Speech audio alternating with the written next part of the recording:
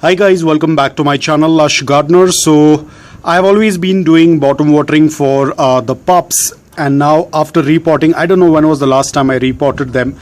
I'll have to check the date and I'll put the date on the screen. So it's been quite some time since I have repotted them into this container. You might have seen the video.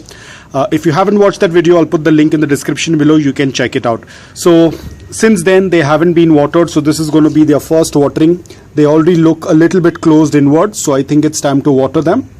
So I'm taking a bottle with a hole so that I don't spray water on the leaves. Very carefully. I'll water in the center first so that the water can reach out.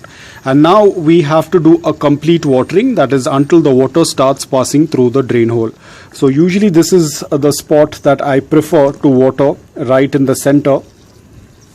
So it'll take a couple of minutes because the soil is completely bone dry, and as I said, we have to water until the water starts passing through the drain hole. Do not just mist the upper layer of soil, especially during the summers, otherwise the succulent will not get a proper watering. And as you can see, the water has already started to pass through the drain hole. I'll do a little bit more and I'm going to take it out. So I'll just wait for all the excess water to drain out. So this is the way that you need to water.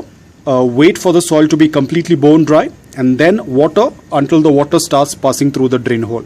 Do not do incomplete watering. Do not just mist the upper layer of soil. That is not going to be enough. Now I know the reason why a lot of people tend to mist or just wet the upper layer of soil, because they think that they might end up overwatering the succulent.